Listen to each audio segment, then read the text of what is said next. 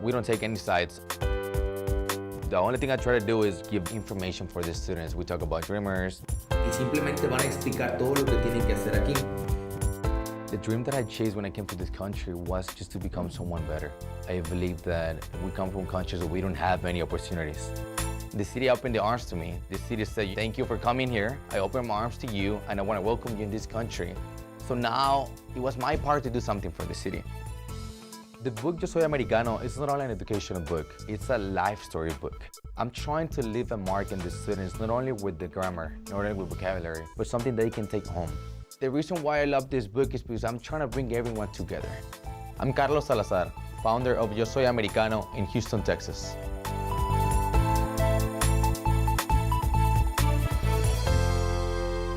My father had to start working when he was 9 years old.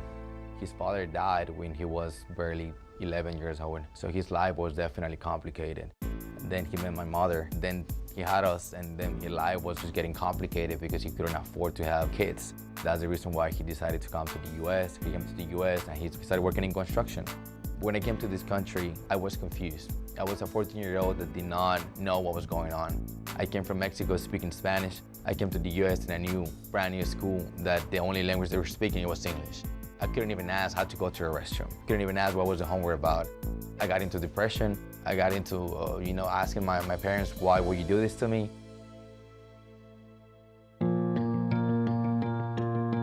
When I was in school, the teacher that had the biggest impact on me was Mr. Leiva. He was my algebra teacher.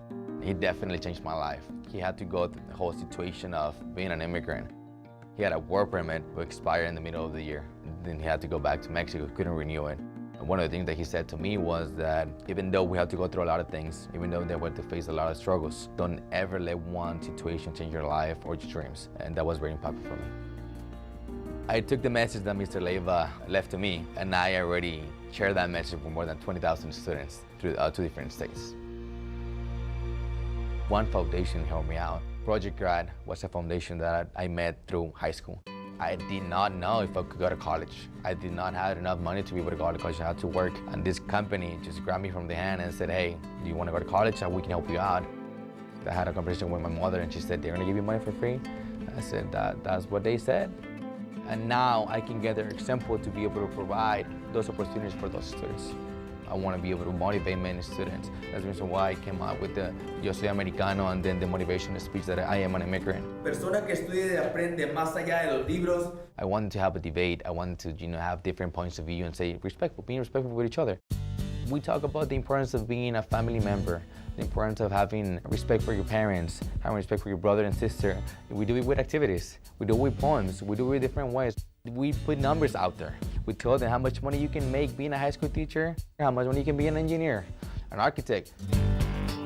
One of the chapters that I really enjoy because it talks about being united.